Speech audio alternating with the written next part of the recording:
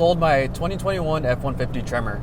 So if you haven't been really keeping up with the whole saga of, I guess maybe it's more of the tragedy of my F150 Tremor, then I'll give you kind of a quick recap of like the whole story of that. Long story short, it was the shortest lived vehicle I've ever owned. I only had it about 5 months. I bought it last November after I hit a deer with my 2019 Ranger. So I was kind of in a rush because I needed a vehicle and I couldn't wait to get the Ranger fixed. So I decided it was like, it's time to upgrade, which was kind of a bad idea given like how horrible the car market is right now. But anyways, I decided it was time to upgrade. I had a couple things that I really wanted. Like I wanted a flat load floor in the back seat. I wanted a little bit more cargo space in the bed, just because we do these long range, long road trips yearly. And there was a couple other things. I'll put links to like all the videos where I kind of talk about the Tremor. There was like a whole series I did on the Tremor, and I talk about the specific reasons why I went with the F-150 over another mid-sized truck at the time. But anyways, I bought it in November. Everything was great. I loved the truck. Didn't have any problems with it. I drove it from Seattle to LA and from LA back to Seattle. No problems at all. About, 3,000 miles on it. I did a kind of like a long-term review, which was actually more like 3 months and 4,000 to 5,000 miles on the truck. I kind of raved about the whole truck, about how much I loved it, how great it was, how it was the best truck I've owned at that time. And everything seemed great. It was all looking up from there. And that video did really well, got a lot of views. Seemed like a lot of people were excited about the Tremor and all that. So fast forward a little bit, a couple weeks after that, I started having some issues. So first, I got a brake light on the dash, and then like all these brake warnings saying like ABS was disabled, the backup cameras, just a bunch of things that were tied to the brake system were failed. And it was pretty much, I just had the basic braking system and the brake light stayed on, and I got a message in the app saying brake system malfunction, take to dealer as soon as possible. So that would come and go. Most of the time, if I just cycled the key off for a little bit and then turn it back on, it would go away. But still, it's concerning when you're getting all these brake warnings all the time. So I took it in for a recall service. I was also getting a little bit of a knocking, like when I was driving at low speeds, I could hear a little bit of a clunk in the back. And I think there's a TSB for that, so they did the TSB work for that.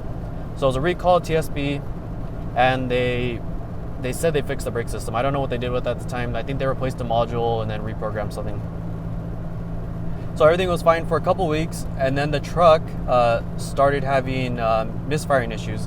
So it started misfiring and kind of like vibrating pretty violently and just driving kind of horribly because the performance of a truck that's misfiring is not great, of course. Once that whole thing was kind of figured out, I plugged in a code reader and I saw that it was misfiring on cylinder 3. So I got it towed into the shop because there was no shops really nearby and I didn't want to drive it all the way in and have more issues with it. So had it towed in, they replaced the spark plug. They said the spark plug was cracked and they gave it back to me. For the most part, the truck was okay. I do feel like the truck idled really roughly. And it would kind of do this thing where it kind of felt like it was bouncing off the lower rev limit. So like it'd be idling, then it'll drop down to like 500, go, and it drove fine, but that's just like kind of concerning. And I also noticed like when I was driving on the freeway and I was trying to accelerate, it kind of had like a kind of like, it was not a very smooth acceleration. And it only seemed to be on the freeway between like 50 and 65 miles per hour when I was like maybe going uphill. But it felt like I was kind of driving over a rough road, and I know the freeways where this happens, and it's like they're not rough. I drive them with other cars pretty often, and it's like something that was just going on with the truck. A lot of people were saying that had to do with the transmission learning. I don't know if that was the case or not, but if that is the case, that's kind of like poor design. If the transmission takes like months to learn, it's still doing that nonstop. But anyway, so that was like the third time it was in the shop. Then I got the brake light issue again. I took it back into the shop. They said they couldn't figure it out, and then they had to keep it a couple of days, and eventually they figured it out and did something. I don't know what they really did to it. I got it back. A couple of days later, the brake thing came back again. Then I took it in for more recall service. So it was in for like 4 different recall services and TSBs. The brake issue twice at this point. The misfiring issue. So it's like 5 times, I think. This truck's already been in the shop, and I had it about 4 months at the time, 4 or 5 months. after that, I had another brake issue. I took it back again, and I got kind of frustrated, and I took it to Wayscarf Ford. And overall, Wayscarf Ford's been okay. Like, the front desk people are nice, everything like that. The sales department's nice. But there's like one guy in the sales department that's just a complete ass. Every time I went there, he was just a jerk about everything. I would always take in my full codes, like kind of all the codes I'm pulling, everything I'm seeing. I would give him a ton of diagnostic information.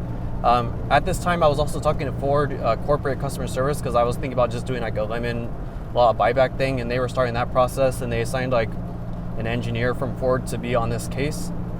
So I was giving the case number, telling them about like all this stuff so they could talk to the Ford corporate, because Ford corporate was very insistent that they needed the service department to talk to their special engineer so they could help diagnose this. None of them ever talked to each other. I could never get back to Ford corporate. They were impossible to get a hold of. I would call back the representative I have. They would not return my messages. I would have to call, and they would give me to a different representative, and they would take my notes down, and they would never update anything. So like the whole process of dealing with the Ford corporate thing was crap. And then the whole process of dealing with Wayscarf Ford, I took it to 3 different service centers, so it's not like it was just them that didn't fix it. There was multiple service centers that didn't fix the brake issue.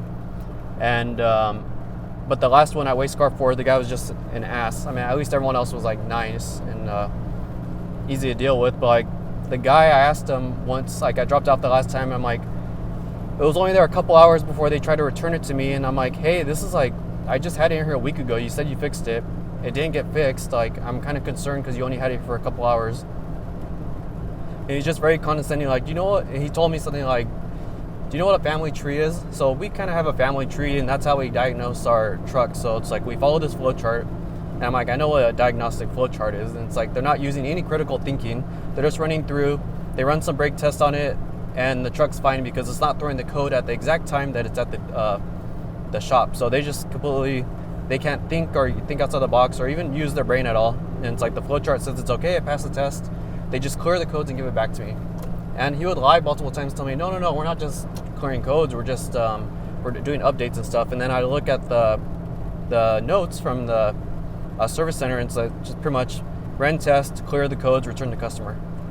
And it's like, you've already done this 3 times. Like, there's obviously something more going on here. And it's like, just because it's not happening when it's right at the dealership, because I had this brake issue maybe like once or twice a week, it wasn't like easy to reproduce.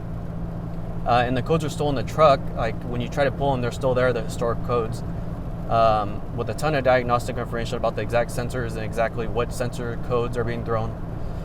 Regardless, they kind of just ignored that, and they just kind of jerked me around and told me to come back every single time it happened again. So I'm just taking it to the dealership all the time. By this time, my whole like faith in the truck is gone. I don't trust it at all.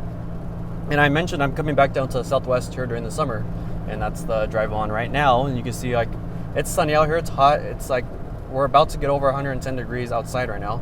And I don't need that truck breaking down on me when I'm out here with my dog, and like my dog having a heat stroke or something because she's a Rottweiler and it's not great with the heat, and being stranded in the middle of the desert by some truck that's like has nonstop issues and has never been reliable to me.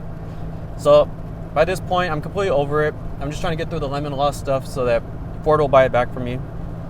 And then I start looking at other trucks. The market's crap right now, and it's like it's a horrible time to buy a truck.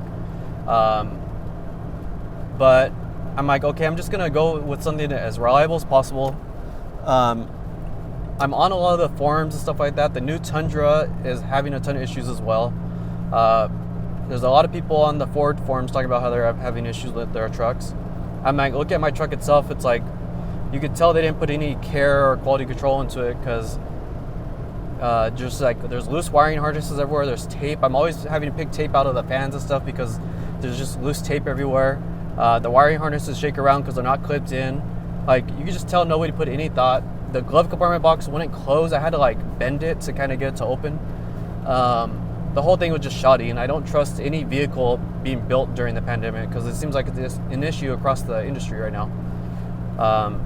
So I'm like, okay, I'm going to try to find a 2019 or earlier vehicle just so I don't have to deal with anything built during this time.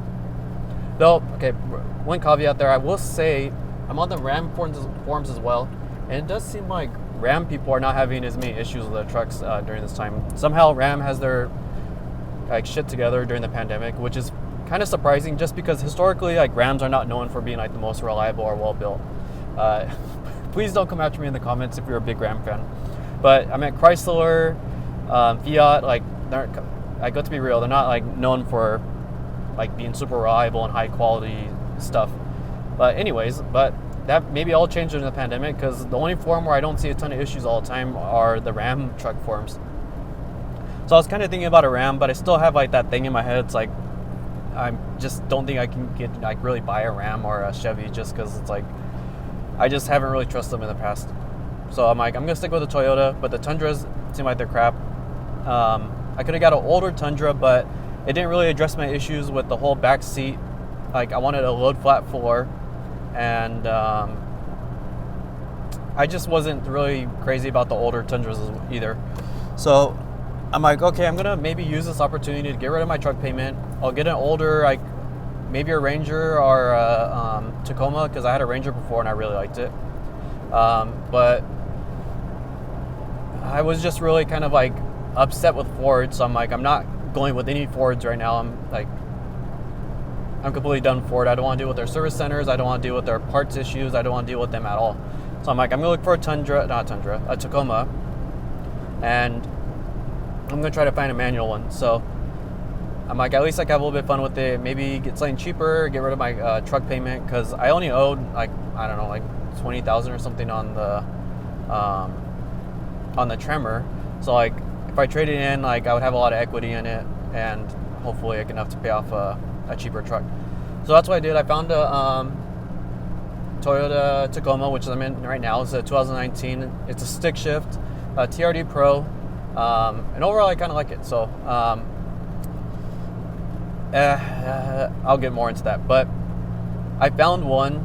I talked to them. They offered me a trade-in value of like 58-ish, like 57, 58 on my Tremor, which is like only $3,000 less than MSRP on that.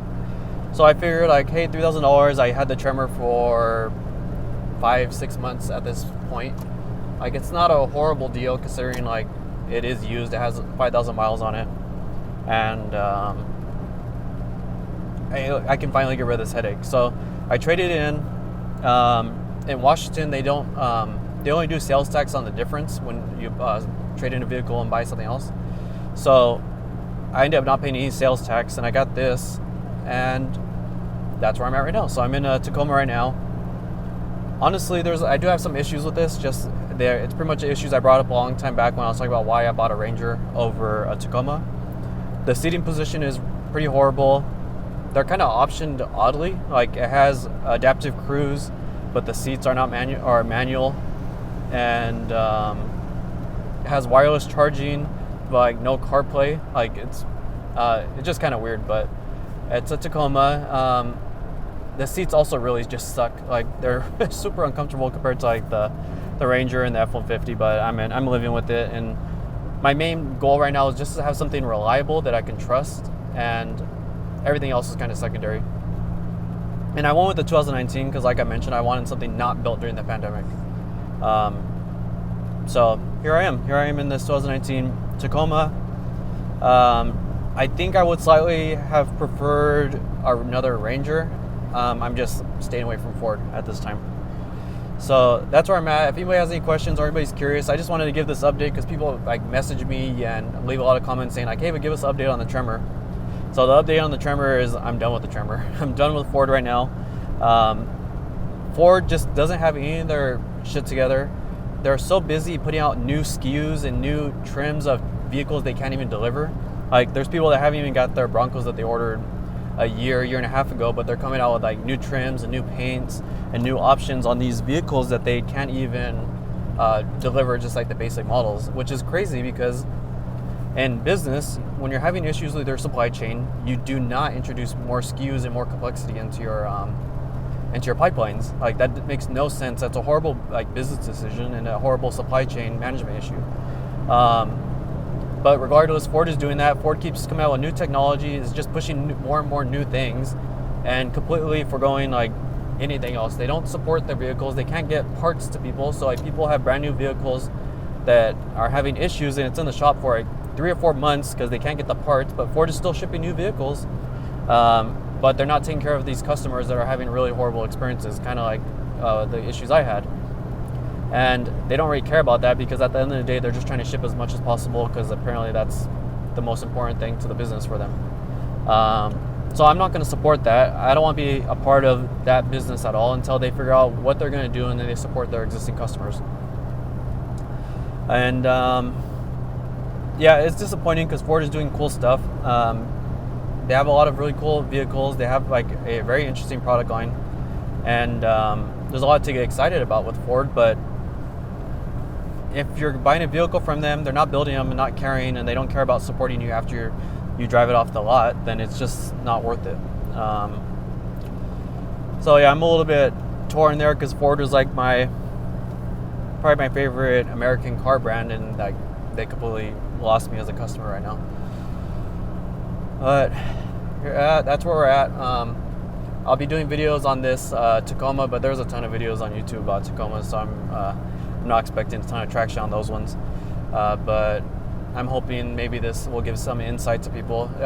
My main takeaway from this is don't buy a vehicle right now during the pandemic. It's horrible across the board. And if you can, just try to get as much out of your current vehicle as you can, and try to get through this difficult time where the supply chain is still really messed up and inflation is crazy and car prices are crazy. It's just not a good time to buy a vehicle, except maybe if you're trying to buy a Ram, like that might be an okay option. But that's pretty much it. I hope everybody's well. Billy's back here. She's doing well, and I'm hoping this truck makes it through and we don't have to deal with any kind of like being stranded in the desert. So hope everybody's well, and I'll see you out there.